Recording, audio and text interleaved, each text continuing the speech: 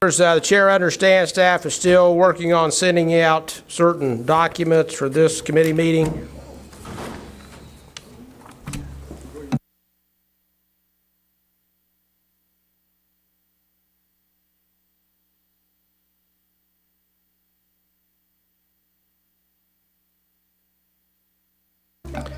So we have hard copies for all the maps that are being heard in today's committee, and Sergeant at Arms will pass those out.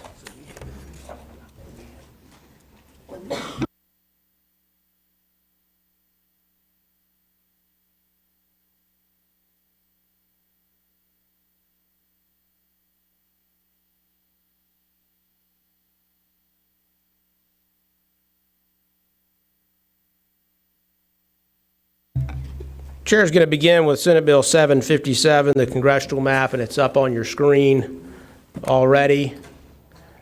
Senator Heiss, the gentleman, is recognized to speak to Senate Bill 757. Thank you, Mr. Chairman, members of the committee. I'll just briefly say in the drawing of the map described by 757, our chairs adhered to criteria related to equal population, traditional redistricting principles, compactness, contiguity, respect for existing political subdivisions, political considerations, and incumbent residents. I've taken the opportunity to explain both in the Senate and in the redistricting committee here the details of the map by district. I don't plan to replicate that again unless someone's really looking for me to read all that information once more. And I just say you have the maps up here, and before you, I'll answer any questions that you may have. Representative Dahl, ladies recognized. Thank you, Mr. Chair. And I have a series of questions, if that is Ladies important. recognized for a series of questions. So, thank you, Senator Heiss.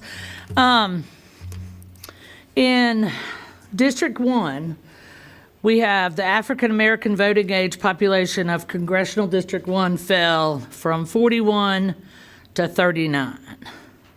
So my question is, do you think we are still in compliance with Section 2 of the Voting Rights Act? I believe I was told it's 41.2 to 40.4. 39.1. I was told 40.4, but Okay. We'll say what that is. I see no significant move of such a small amount of black voting age population or anything that would change the calculus as to whether a VRA would require to be drawn in that district or whether it would be possible to do so. Okay, for clarification, can I ask, you were told it was 41.2 and 40.4. 40.4. Okay. It is on the stat pack on the internet. Okay, that's fine. So I also am wondering, so some or part of Pitt County has been in Congressional District 1 since about 1992 and maybe longer. Given that this is a northeastern North Carolina district and Pitt is the largest county in that general area, why isn't at least part of Pitt in Congressional District 1? It seems odd that we're taking that out and then coming down and collecting these other ones. I would say that Pitt is now kept whole within the drawing of this district, which whole county provisions is actually a constitutional establishment for North Carolina versus how it would be divided. I think you measure from north to south, it's roughly in the center. So coming in of North Carolina, and I think we could draw districts that better met the redistricting criteria by establishing it whole here within District 3. Numbers are arbitrary. We can change it, you know, if we really did. I guess we name that District 1 now and meet that criteria, but numbers are the numbers. Oh, okay. Well, no, I'm more concerned about, I'm going to continue to be concerned about African American population and how we're not, that's my concern. As were the chairs. Okay. So now I want to shift us a little bit to focusing on the fact of the drawings of 13, 14, and 5. So, get my glasses out. But they seem, I'm really confused as to why we chose to split Wake 3 ways and come, you got a little, it looks like John Alexander's district used to look. It's like we came down in a dip of Lee, Harnett, and Johnston, and then went back up. And my concern is, Lee and Harnett and Johnston that's where I grew up, and those counties are very different from Granville, Person, and Caswell. Franklin's kind of off in the middle. So, that's where I have. So my concern is, how are those constituents glued together with that constraint? So, Wake County, as you specifically referenced, is one of the two counties that can contain an entire congressional district that's coming in. So we drew them to contain a entire congressional district. What you see there is two. I would say, particularly related to your questions around 13, those are the areas around the triangle, the exterior areas of the triangle. They are all in the exterior regions around Wake County, and and have similar characteristics for being in that. I appreciate your reference earlier to saying that it mimics other districts that have previously been drawn, but that's why they were chose to do that. So, all right. Thank you for that answer. I specifically don't like that answer because I'm still confused, because I don't, Orange County and Durham County, you could have come down and kept it compact. I think it's the compactness that really concerns me in that district, because I think we've divided it, and I guess maybe we've divided it for partisan advantage, which is all right now, which I don't quite get, but that's not our argument now. So I'm just wondering did we do it because of partisan, or did we do it because it just doesn't feel very compact? When our goal is to keep, and we meet the compactness requirements as well, but when our goal is to keep as many counties whole as possible, dividing counties multiple ways within one county quite simply allows you to keep more counties whole within the state. Okay. It just feels like we're trying to get rid of 3 Democrats in order to have more Republican folks in Congress, which may or may not be fair to the people of North Carolina. That's what I'm really worried about, is I feel like we're drawing maps to an advantage, and we're not taking into consideration the people of North Carolina. And I would hope people know, and I guess this is a statement now, I would hope people know that I care more about the people of North Carolina than I care about my D or an R. I'm friends with everybody, but I kind of feel like the people of North Carolina are getting shafted. And I'm not sure we're being true. It just feels very partisan to me, and very kind of hidden behind the lines of compactness and the rules and all of that. So it's just incredibly disturbing to me that the people of North Carolina are being forced to pick that way. But thank you for answering my questions. I appreciate it. Members, is there further discussion or debate on the congressional map? Seeing none, Representative Hardisher moved. Representative Quick, I had emailed in that I had a question. Okay, Representative Quick, you're online. The gentleman is recognized for a question. Thank you, Mr. Chair, and forgive me for not being there in person. I'm about 3 minutes away, but I'll go ahead. Senator just explained 2 things, and then I have a question. The first thing I heard the senator say was that the whole county provision was very important in this redistricting process. And I'll put a period right there.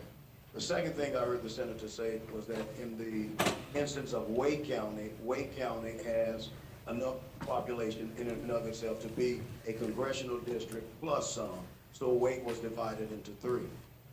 Now my question, in looking at Guilford County has just short of the number of persons needed to be its own congressional district. yet it was divided into 3 parts on this map. So why does the whole county provision not apply to Guilford County in this instance? Thank you. So with any discussion you have, it is impossible to have 100 counties whole. That's coming in. Counties have to be divided.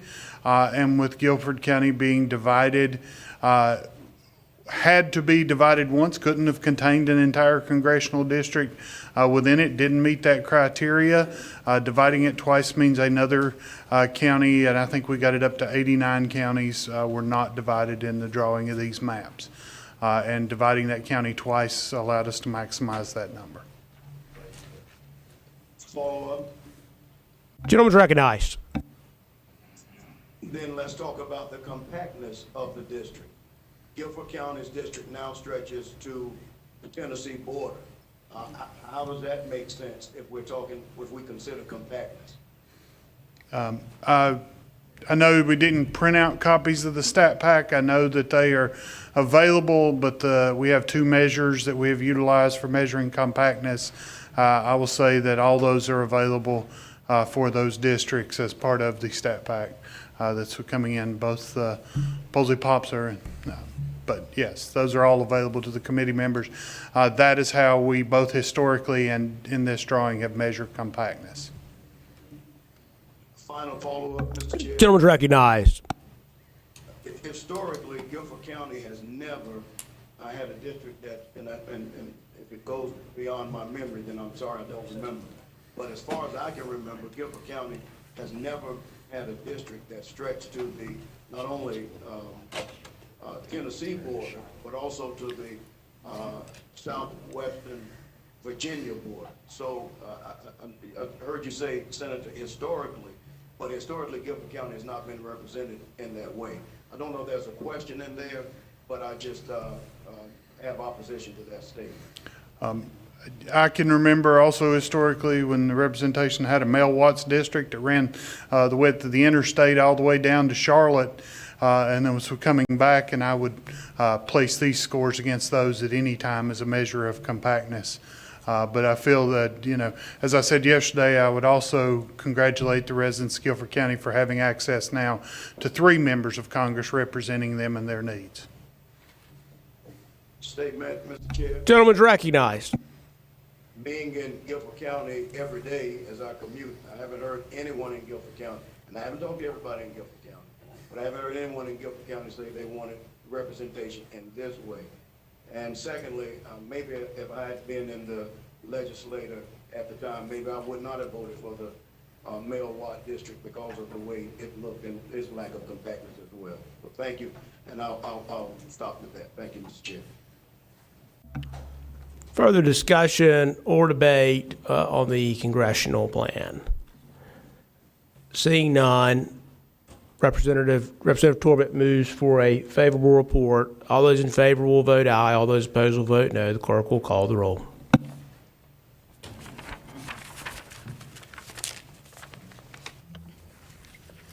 Representative Bell.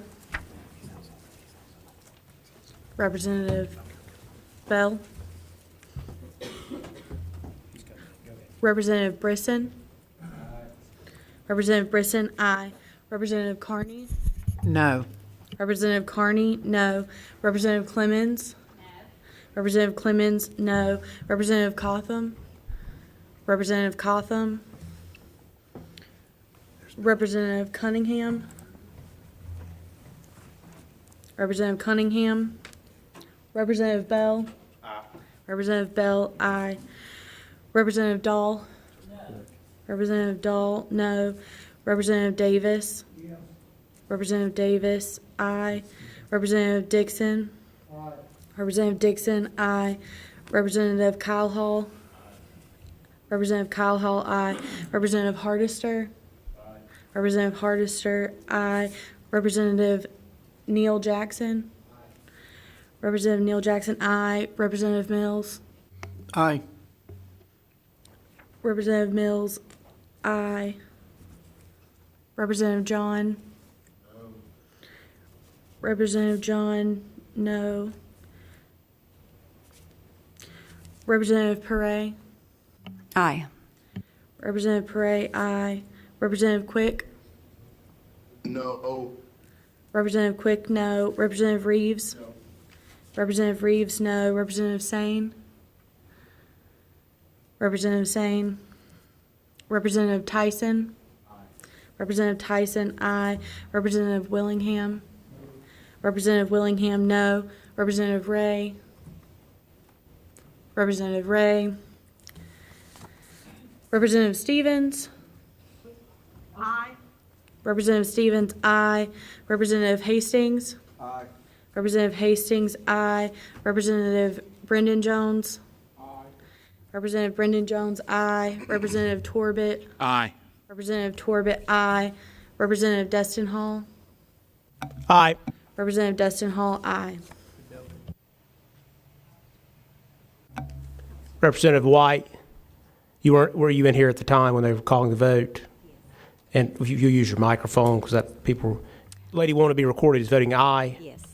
Representative White will be recording as having voted aye.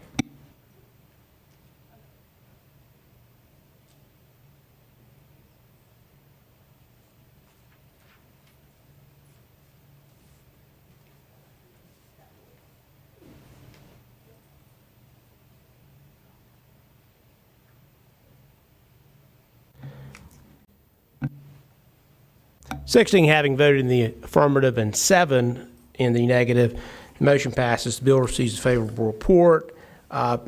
Members will move now to the State Senate plan, Senate Bill 758. And Senator Daniel, the gentleman, is recognized. I know the gentleman gave a pretty thorough explanation in the House Redistricting Committee, and leave it in the gentleman's capable discretion whether we need to do that again or just give a general overview and answer some questions. Thank you, Mr. Chair. I guess if it's okay with the chair, I'll just answer any questions that the committee might have. Okay, members, the Senate Bill 758, proposed state Senate map, is before you, and it's on the computer screens in the room. So do any members, I see Representative Dahl, what we'll do is just recognize members for questions or comments. Representative Dahl, ladies recognized. So I got to go back to, thank you, Chairman, and thank you, Senator Daniel. Up here in Buncombe County, we got a little circle, and we did that last year, and we didn't like it. So I'm really confused as to why we're going back to drawing out, carving out these pieces of the county. And I know we're not supposed to comment on Senate maps as House members, but it just feels like we're doing the same thing. We're carving out. So can you help me understand why you did Buncombe County that way? So thank you for the question, Representative Dahl. So Senate District 46 includes all of Burke and McDowell counties and also the rural and small towns of Buncombe County. So I think it kind of keeps the communities of interest together. The larger towns of Asheville and Weaverville are contained in Senate District 49. Part of that is that Senator Mayfield and I had a conversation some weeks ago when we discussed our district, and she indicated to me that she thought that she had represented Weaverville before and would like to represent them again. And so, we just drew it that way with the larger municipalities in one district and in the rural areas in another district. Follow up? Ladies recognized for a series of questions. Thank you. Thank you, Mr. Chair. So I'm going to move over here to the coast. I'm having a hard time with this. That's a huge district, and I don't know that having folks in my family from Halifax and Warren, I'm not really sure how folks in Carteret fit into that criteria. Can you help me with that? I know that this question, I think it was asked. It was, Representative Dahl, and it's a grouping. And the alternative also creates a very long district across the coast. And so that's something that the state constitution mandates, nothing that the gentleman could have done about it even if he had liked. And I don't know if Senator Daniel has anything to add to that. Gentleman's recognized.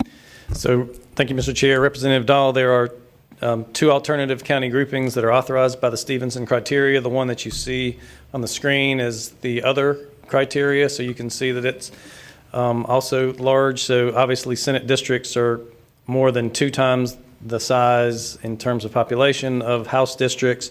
We do believe that when we represent larger districts, we should be paid more. So if you would like to file a bill to do that, then if we were paid per capita, Senate members would get paid more than twice what the House members are paid. Or even be paid by how many bills you pass. How about that? No. Then that would be the House members. Getting a little bit off the course here.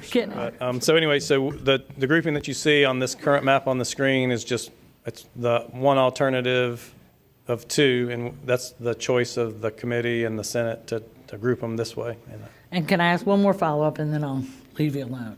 Was there a difference in partisanship in those 2? I've forgotten that answer. So if you will, let me just refer to my notes on that so I can get it right. Okay, so Senate District 1, which is Senator Hannig's district, it is still competitive, but that district will be slightly more Republican leaning. Senate District 2, where Senator Sanderson is the incumbent, it moves from safe Republican to competitive, but still leans Republican. Members, is there further discussion or debate on the proposed state Senate plan? Members, with the chair's, with permission from the committee or leave of the committee, the chair intends to just take a voice vote, being that this is the state Senate map, unless any members object and would like a recorded vote, which we'll do. Chair doesn't hear any objection to a voice vote, so that's what we'll do. Representative Jackson moves for a favorable report to Senate Bill 758. All those in favor will say aye. Aye. All those opposed, no. No. Ayes have it, and the bill receives a favorable report.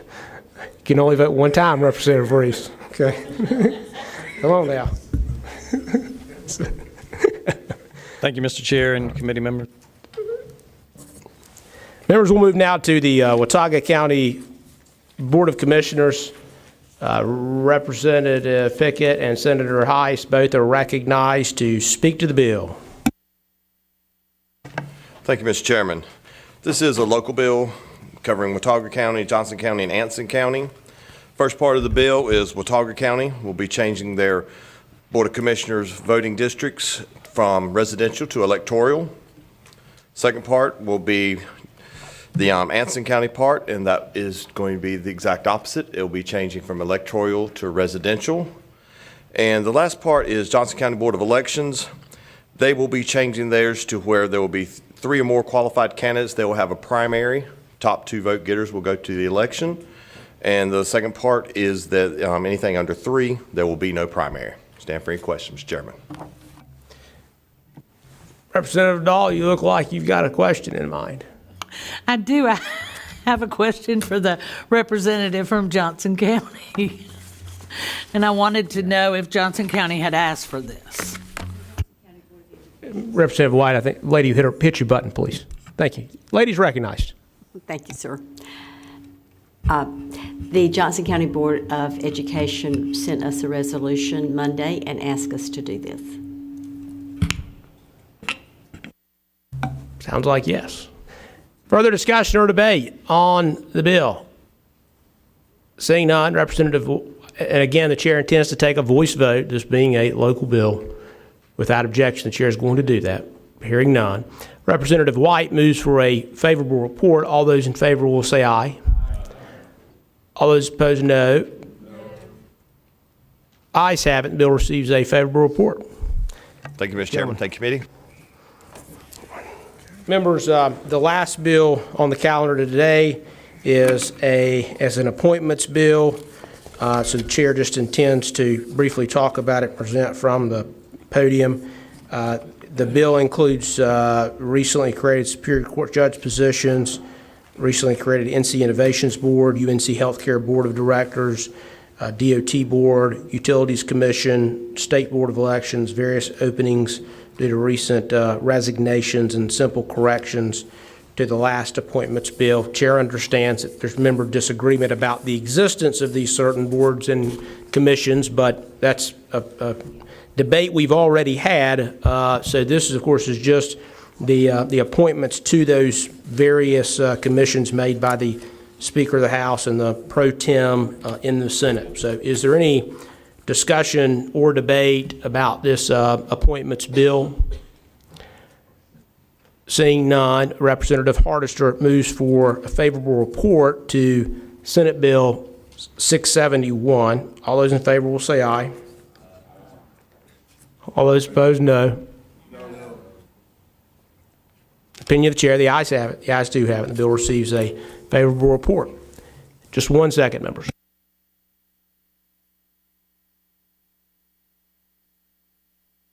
Okay, members, that's it for today's business for the House Rules Committee. The chair does not anticipate House Rules meeting again this week, and probably not this month, maybe not even this year, hopefully, if all goes well. But there are a few conference reports outstanding and other things being worked on and other bills that are being debated around the various committees, so we will see. Representative Dahl, the lady's recognized. Is it a possibility that we could come back to this room instead of that auditorium in time? You know, that auditorium's awfully close to the chair's office over there, so I don't know if, you know, maybe the speaker could arrange something over here for the, or maybe we could arrange something a little closer for the lady. That the speaker's apt to make office moves from time to time, so I don't know if maybe something more accommodating could be found. Representative Carney, the lady's recognized. Well, two things to that point. I guess you have now gotten to know us by the back of our heads from that other committee room, and it's nice to be in here today seeing who really is on the committee for us. But my question is, are they holding session for when we get there? So at a minimum, yes, and let me actually check my messages. I have been lobbying that we have a little bit later session due to this committee, and it looks like that the House was put in recess until 2:30 p.m. So you've got 45 minutes or so, and maybe even we'll eat lunch today. Who knows? Members, is there any further questions or debate or comments? Seeing none, no further business being before the committee. The committee is now adjourned.